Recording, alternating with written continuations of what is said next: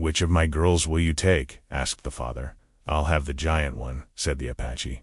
The desert wind moaned through the cracked boards of the porch, carrying with it the smell of dust, whiskey, and despair. 3 daughters stood in a crooked line, their eyes shifting between the man who had raised them and the warrior who now loomed like a shadow against the firelit night. Her father's voice trembled, though he tried to hide it behind a tone of authority. "Which of my girls will you take?" The question came out rough, jagged, more like a confession of guilt than an offer. The Apache did not answer right away. He studied them, silent as stone, his gaze traveling from the youngest, delicate and frightened, to the middle daughter, whose beauty had long been whispered about in town, and finally to the eldest. She was taller than the others, broader of shoulder, with hands rough from work the father had forced upon her since childhood. She was the one who never fit the mold of what men called desirable. The warrior's eyes lingered on her, and the firelight caught in their black depths. Then, with a single nod, he said the words that froze every breath on that porch. "I'll have the giant one." The father's relief was sharp, almost cruel, though he masked it with a cough. The younger daughters clutched each other's hands, half in fear, half in pity. But the eldest did not cry. She did not beg. She stepped forward, her shadow stretching long against the porch, and raised her chin to meet the warrior's stare. When she spoke, her voice was steady, almost defiant, and the language that spilled from her lips was not English, it was Apache. The porch seemed to shrink around them, as if the weight of the Apache's decision had stolen the air from the night itself. The younger sisters, Ruth and Clara, exchanged glances filled with disbelief. It was always assumed that if any bargain were to be made, it would involve Clara, with her pale skin and soft features, or Ruth, with her timid sweetness. Never Hannah the eldest, the towering girl their father sometimes mocked as the ox in a dress. Their father exhaled through his nose, the sound sharp and ugly. Relief tugged at the corners of his mouth, though he tried to hide it beneath a scowl. He had feared the Apache would demand Clara, the one man after man in town had praised for her beauty. But this choice? This spared him shame. He could live with losing the giant one. He had always believed she was a burden too large to marry off, too stubborn to bend into what he called a proper woman. Hannah's heart pounded against her ribs, not from fear, but from something closer to defiance. She had endured her father's disdain her whole life, endured the whispers of townsfolk who said no man would claim her. Yet now, here stood a warrior, fierce and uncompromising, who had looked at all 3 sisters and chosen her. She wondered if it was strength he saw, or simply the ease of taking the one no one else wanted. Either way, the choice was made. She took a step forward, the floorboards groaning under her weight, and locked eyes with the Apache. His gaze didn't wait. He seemed to measure her as one might measure a horse before purchase, not just the body, but the spirit within it. Then, as if to test him, Hannah spoke. The words were clumsy, learned in secret years ago from an old woman who had once passed through their land. But the meaning was clear. "I will not be broken." The warrior's expression shifted just a flicker, but enough. The father blinked, uncertain of what he'd heard. The younger sisters gasped, but the Apache gave no outward sign of anger. Instead, he extended his hand toward Hannah, his palm open, waiting. It was not the gesture of a captor, but of one who expected her to walk beside him. She hesitated, glancing back at her family. Clara's eyes were wide with horror, Ruth's with pity. Their father? He looked away, ashamed or perhaps only eager for this transaction to be over. No blessing, no farewell, just silence. And in that silence, Hannah placed her rough hand in the warrior, feeling the calluses of a man who had survived 1,000 battles. His grip was firm, steady, and unafraid. The Apache turned without a word and led her down the steps of the porch. The crunch of their boots in the dirt echoed in her ears like a drumbeat. Behind her, the house loomed like a coffin she would never return to. Ahead, the vast expanse of desert waited, dark and endless. They mounted his horse together, the animal snorting as if aware of the strangeness of its new burden. Hannah had ridden before, but never like this, pressed against the back of a warrior who smelled of smoke, leather, and wild sage. She expected fear to rise in her throat, but instead felt an odd calm. Whatever awaited her, it would be away from the scorn of her father's house. As the horse carried them into the night, Ruth's cry pierced the stillness. "Hannah!" It was a plea, a farewell, and a prayer, all at once. Hannah looked back only once, just long enough to see her sisters framed by the dim lantern glow. Then the darkness swallowed them whole. The Apache did not speak for a long while. They rode under a sky thick with stars, the only sound the steady rhythm of hooves. Finally, his voice broke the silence, deep and resonant. "You speak our tongue." It wasn't a question. It was a statement of fact, and perhaps the beginning of something neither of them yet understood. Hannah tightened her grip on the saddle, her mind racing with what might come. She had left behind the only life she'd ever known, and though the warrior had chosen her, she wondered if she had, in some strange way, chosen him too. The trail wound through dry arroyos and over stony ridges, the moon casting long shadows that stretched like claws across the desert floor. Hannah kept her back straight on the horse, refusing to cling too tightly to the Apache who guided the reins. She would not appear weak, not even in this silence that felt like a test. Her mind replayed the moment on the porch, the way her father had looked away, the way her sisters' faces had frozen. The memory cut deeper than the night air. She wasn't afraid of the Apache, not exactly. What unsettled her was how quickly her father had given her up, as though he had been waiting for the chance. And yet, instead of despair, something fiercer stirred in her chest. If her family had dismissed her as a burden, then she would carry herself like someone worth choosing. Hours passed before the Apache spoke again. Hannah. The sound of her name and his accent startled her. She hadn't told him. He must have overheard her sisters call it out. His tone was not unkind, but it was probing, testing the shape of her spirit. "You speak my people's tongue," he said after a pause. "Not well," she admitted, the words awkward but steady. "But enough." He glanced back, his dark eyes flashing in the moonlight. "Enough to know our ways?" She held his gaze. "Enough to know I am not afraid." The words seemed to hang between them. Hannah had expected mockery or silence. Instead, the Apache gave a low grunt that sounded almost like approval. He did not smile, but she sensed something shift, a recognition that this tall woman was not like the others he had seen traded or surrendered. By dawn, the desert had softened into rolling hills. Smoke rose in the distance, thin trails marking the presence of his people. Hannah's pulse quickened. She imagined rows of hostile faces, suspicious eyes, whispers in a language she half understood. She imagined being paraded as a trophy, or worse, a bargaining chip. But when they reached the outskirts of the camp, the warrior did not lead her forward. Instead, he dismounted and gestured for her to follow him on foot. "Walk with me," he said. She obeyed, her legs stiff from the long ride, but she squared her shoulders, determined not to stumble. Children peeked from behind tents as they passed, giggling before being hushed by their mothers. Men straightened, their hands resting on knives, as they assessed the stranger in their midst. Hannah felt their scrutiny like arrows, but she lifted her chin higher. If they wanted to see weakness, they would not find it.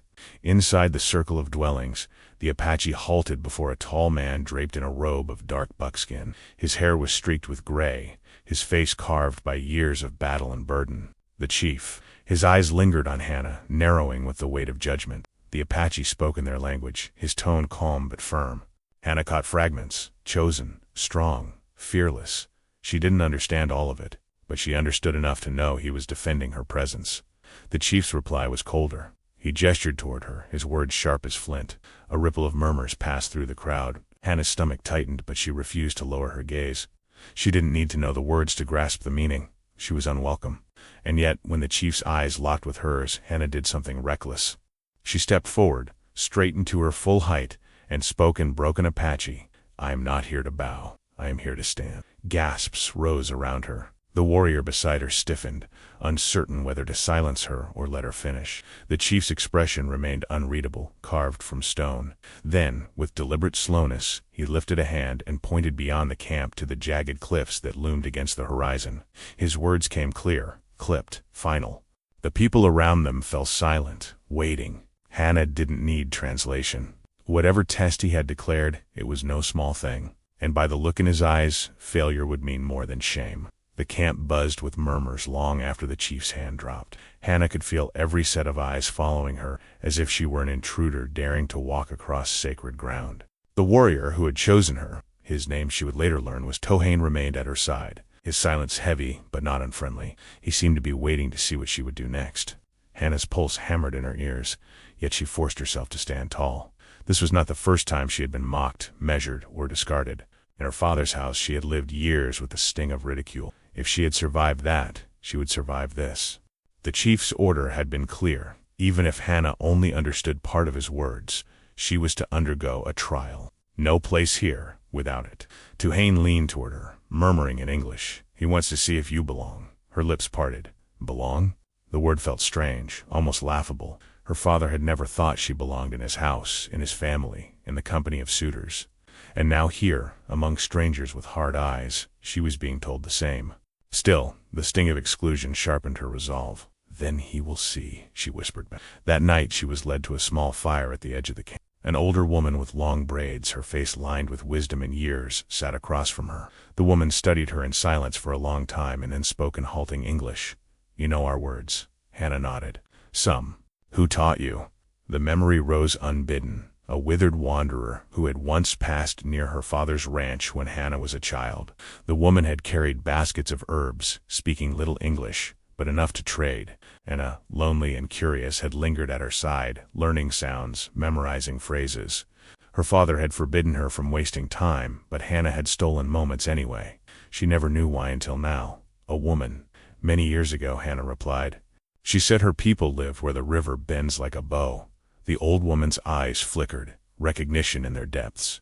She leaned closer. "That was my sister." The words struck Hannah like a blow. She swallowed, struggling to process the meaning. All those years ago, when she thought she had been nothing more than a curious girl playing with forbidden words, she had in fact been given a gift, a thread that tied her to this very camp. The woman smiled faintly. "So, perhaps you were chosen before tonight." The next day, the trial began. At dawn, Tohain led her toward the jagged cliffs that towered above the desert. The people followed at a distance, eager to see the spectacle. Hannah's legs trembled as she stared up at the steep face of rock. The chief raised his hand and declared the challenge in a voice that carried across the valley. She was to climb, reach the ledge where rare healing herbs grew, and bring them back before the sun set. If she failed, she would be cast out, or worse. Hannah's throat went dry. She'd climbed trees as a girl, but never cliffs. She looked at the stone wall and felt her stomach knot. Yet behind her, dozens of eyes burned with expectation, some mocking, some merely curious. She knew if she turned back now, she would forever be the giant her father had despised. Too much body, too little worth. She set her jaw, dug her fingers into the rough rock, and began to climb. The stones scraped her palms, tore at her nails, and sent dust into her eyes. Each pull upward tested the strength of her arms and the courage of her heart. At times the wind howled, tugging at her dress like invisible hands trying to drag her down. Halfway up she paused on a narrow ledge, chest heaving, sweat stinging her eyes. She dared not look down, the drop would unravel her resolve. Instead she looked up. The herbs shimmered green against the pale stone. Tantalizing, so close, yet still far. Below, the crowd watched in silence. Tohain stood apart, arms crossed, his gaze never leaving. He did not call out, did not instruct her. This was her trial alone. A loose stone shifted beneath her boot. She gasped as her body lurched, one hand slipping from the rock. For a terrifying heartbeat she dangled between earth and sky, her legs flailing, her pulse roaring louder than the wind. And then the rock beneath her other hand began to crumble. The rock crumbled beneath Hannah's hand, sending a shower of grit cascading down the cliffside. For an instant her stomach dropped and her vision blurred. She imagined the fall, the jagged stones below, the gasps of the crowd, her body lying broken before she had even proven herself. But instinct surged stronger than fear. She pressed her body flat to the rock face, searching desperately for another hold.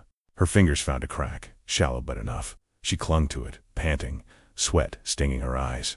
The world narrowed to stone, skin, and will. Inch by inch she climbed, ignoring the ache tearing at her shoulders. She had always been stronger than her sisters, her father said, though never as praise, only as mockery. Tonight, that strength was the only thing between her and death. Her arms burned like fire, but she pushed upward until her fingertips brushed the leaves she had been sent to claim. With a hoarse cry, she pulled herself onto the narrow ledge. The herbs grew in a small cluster, vibrant against the pale rock. She tore them free, pressing them to her chest. Below, the crowd erupted, some in surprise, others in reluctant admiration. Hannah's lips curved into the smallest of smiles. She had not come this far to be discarded. Carefully she made her way down, sliding, gripping, catching herself when the rock betrayed her. When at last her boots struck solid ground, her knees nearly buckled, but she forced herself upright and walked toward the chief, her steps steady, despite the tremor in her muscles. The chief studied her in silence as she laid the herbs at his feet. His weathered hand reached down, lifted the bundle, and held it high for all to see. A ripple of murmurs spread through the camp. Some nodded approval, others frowned, but no one laughed. Tohain stepped forward, his expression unreadable. For the first time he spoke her name aloud in front of his people. Hannah. The sound of it carried weight, as though he were acknowledging her presence not as a burden but as a choice. The old woman who had recognized Hannah the night before appeared at the edge of the circle. She bent, took a piece of the herb, and placed it in a pouch. "These will heal our sick," she said. Her voice was soft, but it cut through the tension. "She has brought life, not trouble." The chief's eyes narrowed, but he gave a slow nod. "Then she may stay." A collective exhale passed through the crowd. Relief swept Hannah's chest, though she kept her expression composed. She had earned a place, however fragile. But as she scanned the faces around her, she realized acceptance was not the same as belonging. Suspicion lingered in their eyes, and the test of her strength was only the beginning. That night, by the fire outside Tohain's dwelling, she tried to rest. Yet every sound of laughter from the camp, every whispered word she couldn't quite understand, reminded her she was still an outsider. She stared at the flames, wondering if she had traded one cage for another. Tohain sat nearby, sharpening a blade with slow, deliberate strokes. At last he spoke without looking up. "You climbed without fear." "I climbed with anger," she corrected. His lips twitched, not quite a smile. "Fear and anger are the same on the cliff. Both fall if they are weak." Hannah turned toward him, the firelight flickering across her face. "Why did you choose me?" The grinding of the blade stopped. For a long moment he said nothing, the silence filled only by the crackle of burning wood. Finally he set the knife aside and met her gaze. "Because you are the one who will change what comes." Her breath caught. She opened her mouth to ask what he meant, but before she could, a shout tore through the night. And rushed from their tents, women pulled children close. Tohain stood in a single motion, hand already gripping his weapon. From beyond the camp's edge came the sound of horses, many horses, thundering closer. The thunder of hooves grew louder, rattling through the camp like a storm rolling down from the mountains.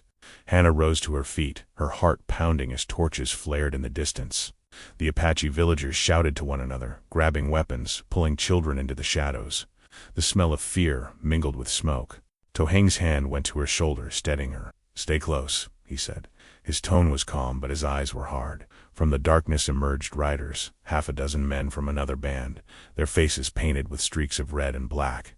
They dismounted in the open ground near the fire, their movements sharp, aggressive. Hannah could not understand all the words exchanged, but the tone told her enough. These men were not friends. The chief stepped forward, staff in hand, his presence commanding even in the chaos. The leader of the riders barked something in Apache, gesturing toward Hannah. A ripple went through the crowd. All eyes swung back to her, and she felt the weight of their suspicion. She caught fragments: outsider, danger, unworthy. They saw her as a weakness, perhaps even a curse that had brought this conflict to their camp. Hannah's stomach turned, but she straightened her back and refused to cower. Tohain answered sharply, his words clipped and defensive. He stepped in front of Hannah, blade flashing in the firelight. For a moment, silence fell, the kind of silence that precedes bloodshed. The leader of the riders spat into the dirt, barked a final warning, and motioned his men back to their horses. But before mounting, he pointed directly at Hannah. His words came slow and clear, as though meant for her ears alone. "She will fail. And when she does, it will be your blood." The riders vanished into the night, leaving tension in their wake. The camp stirred uneasily, whispers rising like wind in dry grass. Hannah felt every gaze stab into her, sharp and accusing. She had survived the climb, but suspicion had not faded, it had only grown. Later, in the quiet after the chaos, the chief summoned her. She entered his dwelling with hesitant steps, the air thick with the scent of sage and smoke. He regarded her in silence for a long time, his face unreadable. Finally, he spoke in words simple enough for her to grasp. "Strength is not enough. Heart is tested in fire." He motioned toward the desert beyond. "Tomorrow you will walk." "To where?" Hannah asked, though her throat was tight. "To the river. Alone." She knew enough to understand what that meant. The river was a full day's journey, through open land where hostile bands roamed and wild animals hunted. To send her alone was not a test of strength, but of courage, and perhaps survival. That night, Hannah lay awake by the dwindling fire. The camp slept fitfully, still shaken by the intruder's threat. She stared at the stars above, vast and merciless, and thought of her father's house. She remembered Clara's beauty, Ruth's softness, her father's scorn. He had believed she was too much, too tall, too plain, too stubborn. Now she was being asked to prove she was more. When dawn broke, Tohain stood waiting with a small pouch of dried meat and a water skin. He did not try to dissuade the chief, nor did he offer comfort. He simply placed the supplies in her hands. "Walk strong," he said. "Do not look back." Hannah nodded, swallowing the lump in her throat. She stepped out of the camp and into the endless expanse of desert. Every sound, the cry of a hawk, the whisper of wind over sand, felt louder in the emptiness. She forced her legs to keep moving, one step after another, the horizon never seeming closer. By midday the sun blazed overhead, baking the earth until it shimmered. Her throat burned with thirst, her lips cracked. She pressed on, whispering to herself in Apache, "I will not break." The words gave her rhythm, something to hold on to when her body begged to stop. Hours later her legs buckled, and she fell to her knees. The river still lay far beyond the ridge ahead. She forced herself upright, but as she staggered forward, a low growl cut through the silence.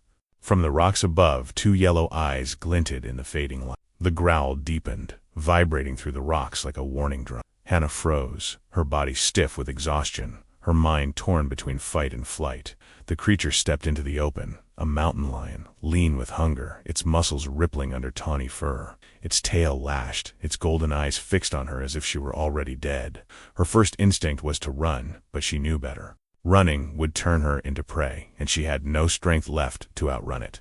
Slowly she shifted her weight, her fingers closing around a loose stone near her feet.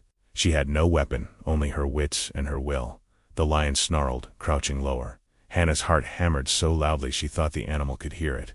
"Not today," she whispered, her voice hoarse. With a sudden cry, she hurled the stone. It struck the lion's shoulder, not enough to wound, but enough to shock it. The beast sprang, a blur of claws and teeth. Hannah dropped to the ground, rolling as the lion's paws slammed the earth where she had stood. She scrambled up, seizing another stone, striking wildly as the beast turned with terrifying speed. One claw raked across her arm, tearing fabric and skin. Pain lanced through her, but she refused to scream. Instead, she drove the rock into the side of the lion's head. The animal reeled back, stunned, but not defeated. It circled, snarling, readying for another strike. Hannah's breath came ragged. Her body screamed for rest, but her mind sharpened with a strange clarity. All her life, she had been called giant, ox, burden. Now that weight, that strength, was the only thing keeping her alive. When the lion lunged again, she met it head-on. She threw her shoulder into its chest, using her size not as shame but as a weapon. The impact knocked the beast off balance. They crashed onto the stones, her hands locking around its throat. Its hot breath seared her face, its claws raked her back, but she tightened her grip, refusing to let go. Moments stretched into eternity. Then, with a final heave, the lion wrenched free and stumbled backward. It hissed, blood streaking its muzzle, before retreating into the rocks. Its eyes lingered on her, blazing with fury, but it did not return. It vanished into the wilderness, leaving Hannah trembling but alive. She collapsed onto the dirt, chest heaving, arm bleeding. For long minutes she could only stare at the sky, the fading light painting it crimson. Somehow, against all odds, she had survived. She bound her wound with a strip torn from her dress and forced herself to keep walking. The river waited, and failure was not an option. By nightfall she reached the water's edge. The sound of rushing current filled her ears like music. She fell to her knees, cupped water in her hands, and drank until her thirst eased. Relief flooded her body, but exhaustion dragged her into sleep on the cool sand. At dawn, she began the long walk back. Her arm ached, her legs shook, but the memory of the lion fueled her steps. When she finally staggered into camp, the people gathered, their eyes wide as they saw the dried blood on her arm and the determination in her gaze. Tuhane stepped forward, studying her silently. "You walked," he said. "I fought," she corrected. Murmurs rippled through the crowd. The old woman with the braid stepped closer, touching Hannah's bandaged arm. "The spirits watch the ones who survive the lion," she said softly. "They do not waste their strength on the weak." For the first time the chief's eyes softened, only slightly. He gave a curt nod. "She stays." A mixture of respect and wariness shifted among the villagers. Some still distrusted her, but none could deny what she had done. Hannah felt the weight of their stares, heavier than before but different. Not pity, not scorn, recognition. That night, as the fire crackled and drums echoed faintly in the distance, Hannah sat among them, no longer invisible. Yet even as she tasted the first flicker of belonging, shadows lingered at the edges of the camp. The riders who had threatened them would not stay away forever, and their leader had promised that blood would follow her. The firelight cast flickering shadows across the faces gathered around. Though the chief had given his grudging approval, the air still hummed with unease. She could feel it in the way mothers pulled their children close when she passed. in the suspicious glances exchanged among the men, in the hushed conversations that fell silent when she drew. Her survival against the mountain lion had earned her a place, but not their trust. For some, it seemed almost unnatural that an outsider, a white woman, could endure what she had endured. They wondered aloud if she carried some hidden curse, a danger cloaked in skin and size. Hannah kept her head high, even as the whispers gnawed at her. She had lived her whole life under the weight of ridicule. She would not break under it now. Still, the sting of exclusion cut deep. She longed to sit among them as one of their own, not as a spectacle. Tohain remained near her, though he said little. When others sneered, he silenced them with a glance. When food was passed around the fire, he made certain she was not overlooked. His presence shielded her, but it also set tongues wagging. Some muttered that he favored her too much, that he had brought danger into their midst by choosing her. One evening, as the drums beat slow and steady under the stars, a group of young warriors confronted her. Their leader, a broad-shouldered man with a scar across his cheek, stepped close. "You fight mountain cats," he said in halting English, his tone mocking. "But can you fight men?" The challenge hung heavy in the air. Hannah felt every eye turned toward her. Fear pricked her skin, but pride burned hotter. "I do not need to fight men to prove myself," she answered, her voice calm. Laughter rippled through the crowd. "Then you are nothing," the warrior spat. He shoved her shoulder, testing her. Hannah stumbled, but she did not fall. Slowly, deliberately, she straightened to her full height. Her shadow stretched long across the firelight, taller even than his. "I do not bow," she said in Apache, her words imperfect but strong. The warrior's eyes narrowed, his hand twitching toward his knife. But before the tension could snap, Tohain stepped between them. His voice cut through the murmurs like steel. "Enough." The scarred warrior sneered but retreated, muttering under his breath. The crowd dispersed reluctantly, though the taste of conflict lingered in the smoke. Hannah's hands trembled once they were alone, though she forced them still. "They will never accept me," she whispered. Tohain's gaze was steady, unreadable. "Respect is not given, it is taken. You have begun to take it." Days turned into weeks. Hannah worked beside the women, grinding maize, carrying water, tending fires. Her size made the work easier, though her clumsy hands drew laughter at first. Yet she listened, learned, and soon her efforts matched theirs. Slowly, a few women began to nod at her instead of turning away. Children crept closer, curious about her height, daring each other to touch her arm. She smiled at them, and the boldest among them laughed. But peace never lasted long. One night the riders returned. Their torches blazed on the ridge, their voices carrying threats into the camp. Hannah felt dread coil in her stomach as the leader's words echoed through the valley. "Give us the woman, we leave you in peace." The camp erupted in chaos. Some shouted to fight, others to surrender. The chief's voice rose above them, firm but weary. He would not give in to threats, but neither could he ignore the danger. The riders outnumbered them, and war would bring blood. Hannah stood at the edge of the firelight, her chest tight. Once again, she was the reason for division, the spark that might ignite destruction. She wanted to believe she had earned her place, but now she saw the truth in their eyes. To them she was still the outsider, the question mark, the risk. Tohain approached, his expression grim. He held his knife in one hand, his bow slung across his back.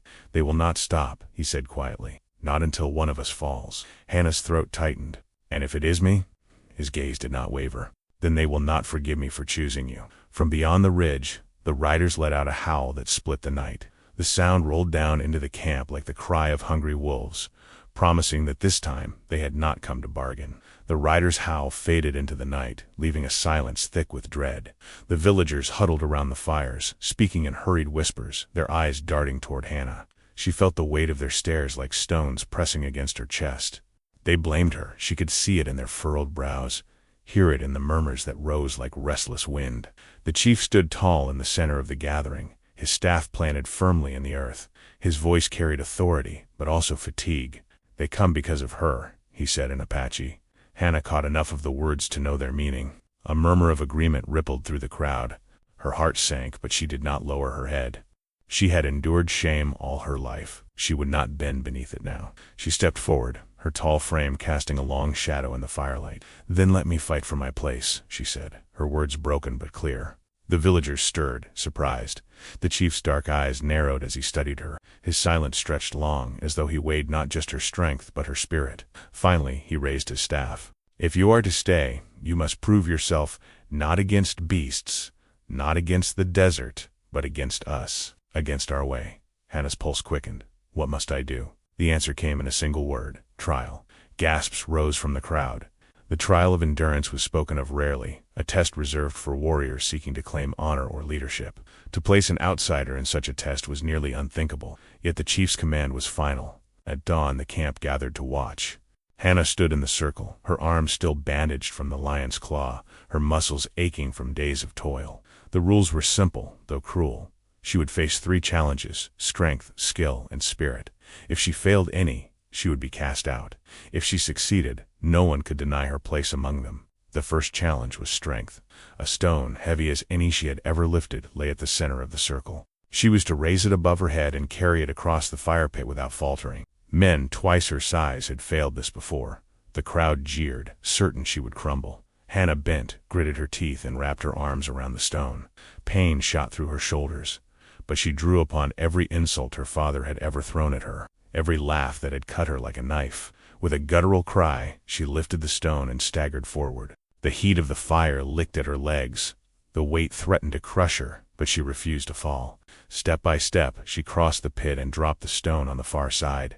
The crowd fell silent. The second challenge was skill. She was given a bow, crude but strong, and told to strike a target far across the clearing. She had never held a bow this size, but she remembered watching boys practice near her father's land, mimicking their movements in secret. She knocked the arrow, pulled the string until her arms quivered, and let fly. The arrow thudded into the target's edge, not the center, but close enough to count. The villagers murmured, some with surprise, others with dismay. The third challenge was spirit. She was blindfolded, her hands bound loosely, and led into the dark woods at the edge of camp. She was told to return before the sun set, relying only on her courage and her will. Alone, stumbling through branches, she heard whispers of doubt rise in her mind. You are too much. You are not enough. They were her father's words, the villagers' words, words that had haunted her for years. But she pressed on, listening to the rustle of leaves, the call of birds, the distant roar of the river. Each sound guided her, step by step, until at last she stumbled back into camp, her blindfold torn, her face streaked with dirt but her head held high. The crowd erupted, not in cheers, but in stunned silence.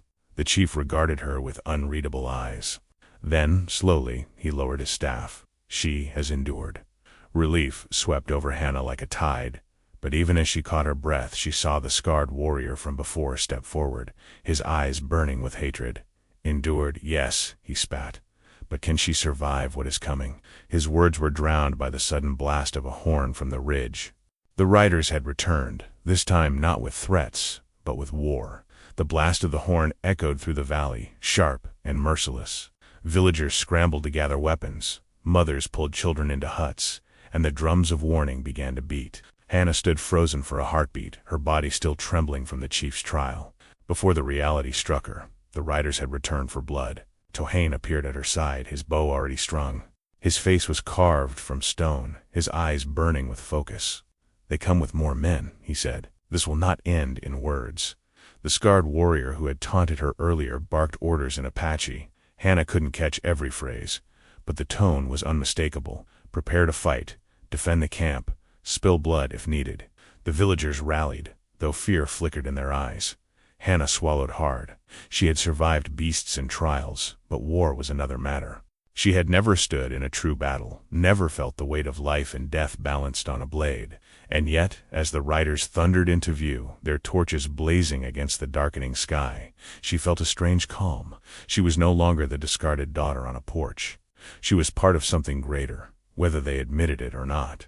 The riders charged down the ridge, arrows whistling, hooves pounding like thunder. The villagers loosed their own arrows in reply, and the air filled with the scream of wood and fire. Hannah ducked behind a rock as a shaft buried itself inches from her head.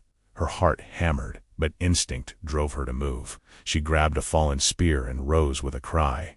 One rider broke through the line, his horse bearing down on her. For a moment, terror rooted her feet, but then she remembered the lion's eyes, the heat of its breath. She braced herself, leveled the spear, and thrust with all her strength. The point struck the rider's chest, unseating him in a tangle of limbs. The horse veered, screaming, and galloped back toward the ridge. Gasps rose from the villagers who had seen it. Hannah had felled her first enemy. The scarred warrior glanced at her, his expression twisted not with admiration, but with anger that she had proven herself again. The battle raged on. Flames licked at the edges of tents, smoke stung Hannah's eyes, and the cries of the wounded pierced the night. She fought as best she could, clumsy but determined, striking with whatever weapon fell into her hands. Once, she pulled a child from the path of a rider's blade. Another time, she stood shoulder to shoulder with Tuhane, deflecting arrows with a crude shield. The clash felt endless. But at last, the riders began to falter. Their leader, the same man who had threatened Hannah, rode forward to rally his men. He shouted her name, spitting it like poison, and pointed his blade directly at her. The villagers turned, their eyes wide. It was clear to all, she was his target. His horse surged forward, bearing down on her with deadly speed. Hannah's body screamed with exhaustion, but she planted her feet. She raised her makeshift shield, bracing for the impact. At the last instant, Tuhane leapt between them, his arrow flying straight. The rider's horse reared as the shaft struck deep, throwing its master to the ground. Dust and silence followed. The remaining riders pulled back, dragging their wounded leader with them. Their horns blared once more, not in triumph, but in retreat. Slowly the villagers lowered their weapons, the battlefield lit by dying flames and streaks of dawn on the horizon.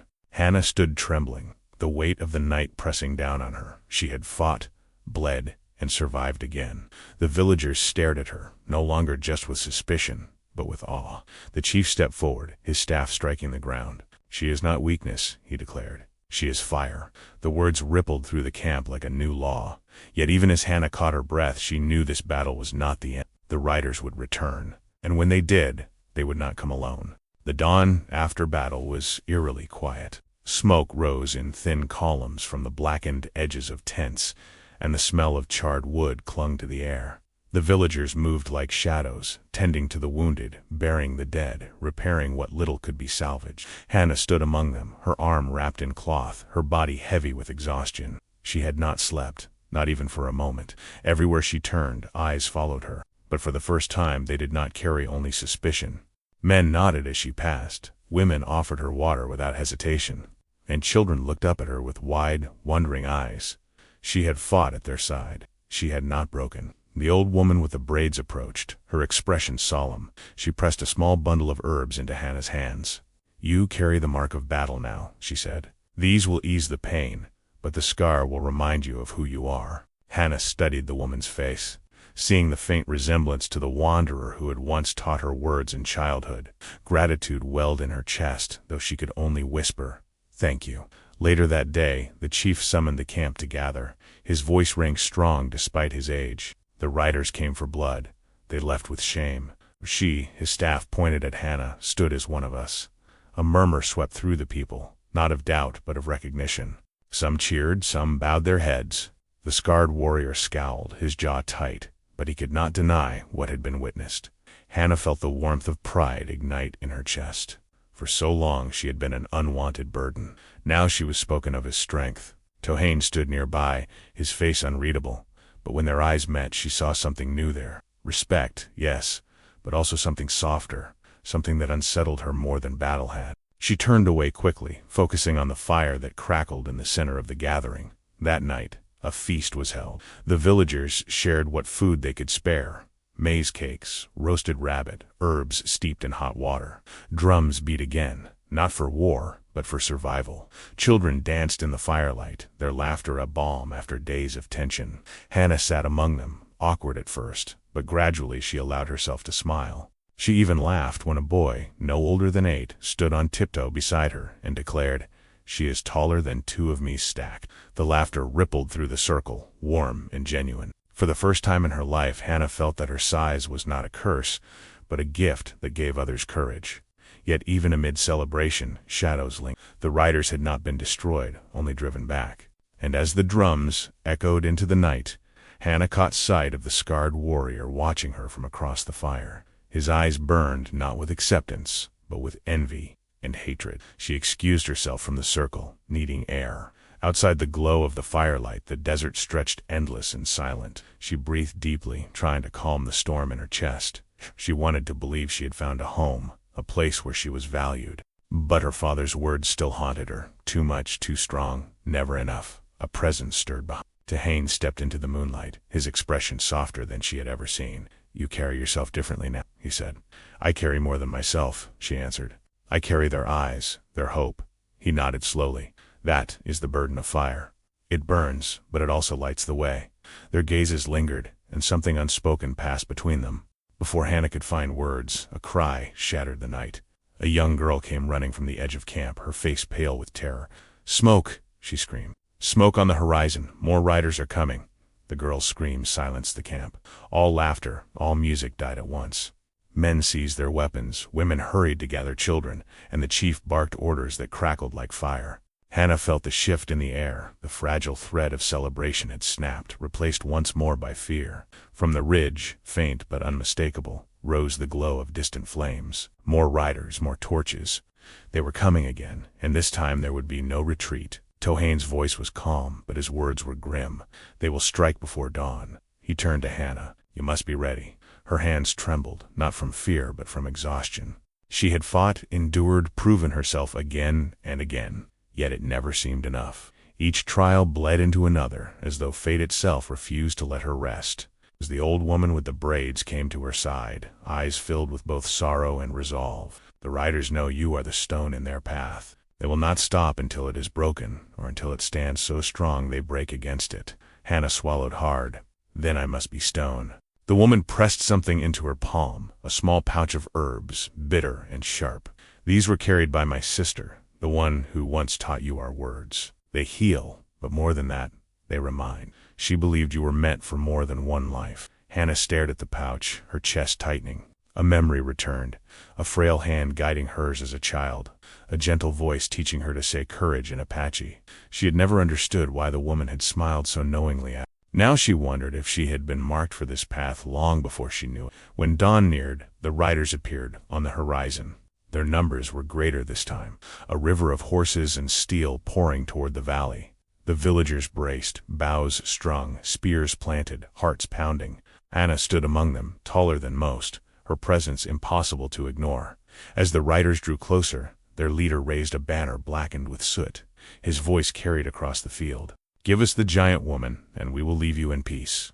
Every gaze in the camp turned to her. Whispers rose, some urging to surrender, others shouting to fight.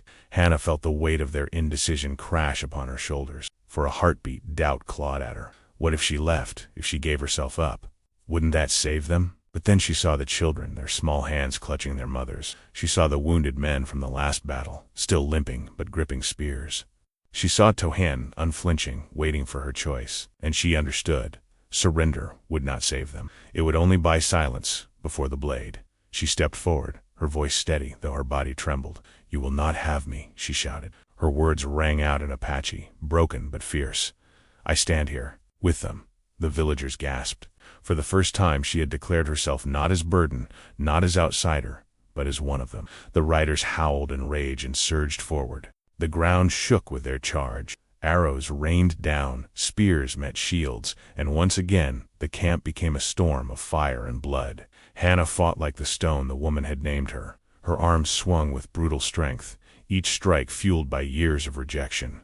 She pulled the wounded to safety, threw back attackers with the force of her size. She was no longer the daughter discarded on a porch. She was a wall of flesh and spirit that would not yield. But as the chaos roared around her, Hannah caught sight of the scarred warrior from within the camp. He was not fighting the riders. He was moving through the smoke with his knife drawn, eyes fixed on her back. The clash of steel and cries of war swallowed the camp. Hannah swung a club torn from a broken spear, her arms trembling with fatigue yet fueled by a fire she didn't know she had.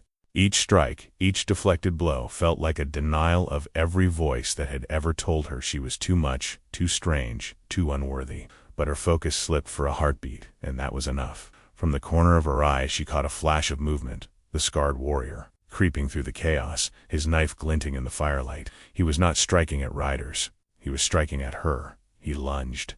Hannah spun, raising her arm just as the blade sliced across her forearm. Pain seared through her, hot and blinding. She stumbled back, clutching the wound. The warrior's lips twisted into a snarl. "Outsider," he spat. "You bring only death." For a moment, Hannah thought he might finish her there, in the middle of battle. But before the knife could fall again, Tehane appeared, his bow raised. His arrow hissed past Hannah's cheek and buried itself in the earth at the warrior's feet. A warning, not a kill. Fight them, not her, Tohain roared. His voice carried like thunder, forcing heads to turn even amid chaos. The scarred man's jaw clenched. For an instant Hannah saw his desire to defy the command, but then he snarled and turned away, vanishing into the smoke to clash with the riders instead. Blood streamed from Hannah's arm. She pressed her sleeve against it, gritting her teeth. She could not falter now. Around her the camp was still a storm, horses rearing, women shielding children, men falling with cries torn from their throats. She fought on until at last the riders, their leader battered and bleeding, signaled retreat. Slowly, painfully, the sound of hooves faded into the distance. Silence fell, broken only by the groans of the wounded and the crackle of flames. The villagers gathered again, weary and bloodstained. Many had fallen, yet the camp still stood, and in the center of it, Hannah stood with them. She swayed on her feet, blood dripping from her bandaged arm, but she met their eyes with unflinching defiance. The chief approached, his staff tapping against the earth. Twice they came, twice you stood. His gaze lingered on her wound. You bleed as we bleed. Perhaps you are more than we thought. Murmurs rose, some voices calling her sister, others still uncertain. Hannah felt torn in two directions, pulled toward the belonging she had craved her entire life, yet haunted by the memory of her sister's faces, of the father who had thrown her away. That night, as the camp nursed its wounds, Hannah sat apart. Tohain joined her, his expression thoughtful. You could leave, he said quietly. When the next sun rises, you could walk away, back to your people. My people, she echoed. The words tasted bitter. My father sold me like livestock. My sisters pitied me, but none spoke to stop him. I have no people. You have us, Tohain said simply. His gaze held hers, steady and unyielding. Something twisted inside her chest, longing, fear, and something dangerously close to hope. But before she could answer, the sound of hooves drifted across the desert once more. Not the thunder of enemies, but a smaller, steadier rhythm. The camp stirred. Torches lifted, bows drawn. From the shadows emerged a small caravan wagons, weary horses, and men carrying the mark of white settlers. At their front rode a figure Hannah knew instantly, even through the veil of distance. Her father. The breath left her body. Memories slammed into her, his scorn, his indifference, his final words before she was led away. And now here he was, riding into the camp of those who had taken her, his expression unreadable. The villagers looked to the chief, uncertain. Tohain's hand tightened on his bowstring. Hannah's heart hammered. She stood rooted to the earth, caught between two worlds, the one that had cast her aside, and the one that had tested her in fire. And her father's voice broke the silence. I've come for my daughter. The camp froze as the words echoed into the night. I've come for my daughter. The settlers behind Hannah's father shifted uneasily, their rifles glinting in the torchlight. The Apaches raised their bows ready to strike at the slightest movement. Tension crackled like lightning caught between two storms. Hannah could barely breathe. The man who had sold her without a second thought now sat tall on his horse, pretending authority he had never earned. His face was weathered, but his eyes carried the same cold calculation she had known her whole life. The chief stepped forward, staff in hand. This is not your land, he said firmly, his English deliberate. Why do you come? Her father's gaze swept over the camp, dismissing the villagers as if they were nothing more than obstacles. His eyes fixed on Hannah. She is mine. You took her. I'm here to take her back. The words stabbed deeper than any blade. Mine. Not daughter. Not child possession. Hannah's fists clenched at her sides, nails biting into her palms. Tohain's voice cut the air, sharp as steel. She is not yours. She is not a thing to trade. The settlers muttered angrily, shifting their rifles. The villagers responded with drawn arrows. Hannah stepped forward quickly, her heart pounding. Stop, she cried. Her voice cracked, but it carried. No more blood because of me. Her father sneered. You think you belong here, among savages? You're a fool, girl. You'll come back with me where you belong. The camp stirred, whispers rising. The chief's eyes locked on Hannah, measuring her. This was no longer about warriors or riders or battles. This was her trial, the truest one yet. She turned to face her father fully. Belong? Her voice trembled, then steadied. You never believed I belonged anywhere. You mocked me for my size. You gave me away like I was nothing. And now, after all this, you stand here and call me yours. The settlers shifted uneasily, some glancing at each other. Even a few of the Apaches murmured at her defiance. Her father's jaw tightened. You're my blood. That's all that matters. Hannah shook her head. Blood means nothing without love. The words struck like thunder. She felt something break free inside her, something she had carried like chains for years. She was no longer the daughter who longed for approval that would never come. She was something else, someone forged by fire, by trials, by the respect she had earned with her own hands. She turned toward the chief, her voice strong. I choose where I stand. I choose who I am. The chief regarded her for a long moment. Then he nodded, slow and deliberate. Then you are not his to claim. Gasps rippled through the camp. Her father's face darkened, his hand twitching toward his rifle. You dare defy me, girl. Tohain moved instantly, arrow-notched, his stance ready. The villagers raised their weapons in kind. The settlers fumbled with their rifles, realizing too late they were outnumbered. Hannah stepped forward, her voice cutting through the chaos. No, if there must be an end, it will be mine to decide. She raised her chin, her eyes never leaving others. I will not go with you. Not now. Not ever. Silence fell, heavy and absolute. For the first time her father's mask cracked. His eyes widened, not in anger, but in something closer to disbelief. The daughter he had always controlled, always dismissed, had stood taller than him at last. His hand hovered on his rifle, trembling with rage. Hannah braced herself, unsure if he would choose words or bullets. Around her the camp tensed, every warrior ready. And then with a snarl, her father ripped the rifle free. The rifle came up in her father's hands, the barrel gleaming in the firelight. For an instant the world held its breath. Every warrior's bowstring tightened, every settler's finger hovered on the trigger. It would take only one spark, one rash move, to turn the camp into a slaughter ground. Hannah didn't flinch. She stood tall, her body a wall between two peoples who had never known peace. Her father's eyes locked on hers, full of fury and disbelief. He had always expected obedience, always demanded silence. But now his daughter stood before him, not as property, not as shame, but as a woman who had chosen her own destiny. Tohain, she whispered without looking back, if he fires, let it be me, not them. The words startled even her. She realized in that moment that the camp had become her people, the ones she would protect even at the cost of her life. Her father's hand shook. You've lost your mind, he growled. These people will use you, break you. You're coming home.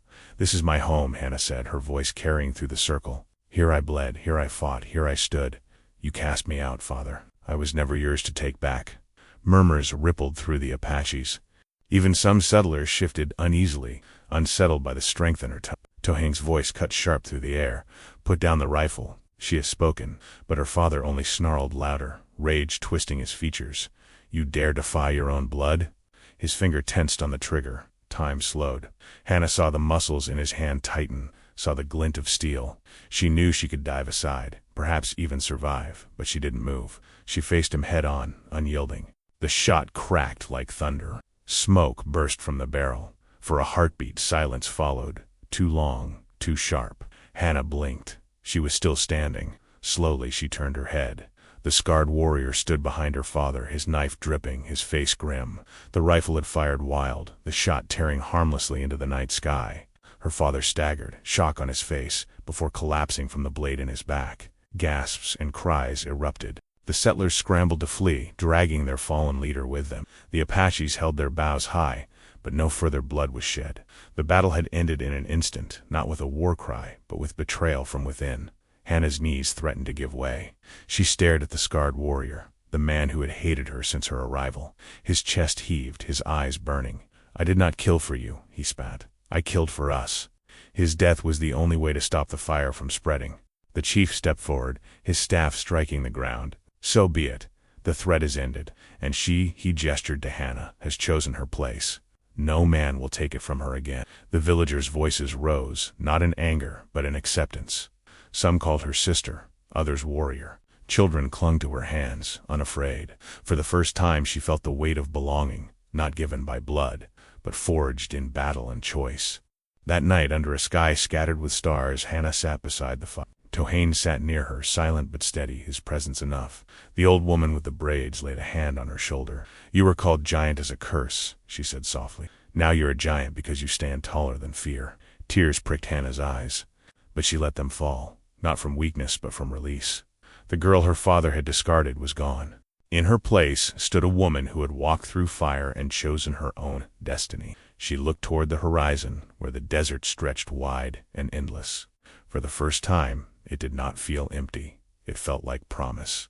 And as the flames crackled low, Hannah whispered to herself the words she had carried since childhood. In broken but proud Apache, I will not break. Stories like Hannah's remind us that strength is not always about muscle or weapons. Sometimes it is about standing tall when the world tries to break you. If this story moved you, take a moment to give it a like, subscribe to the channel for more stories like this, and share your thoughts in the comments below. Your voice keeps these stories alive.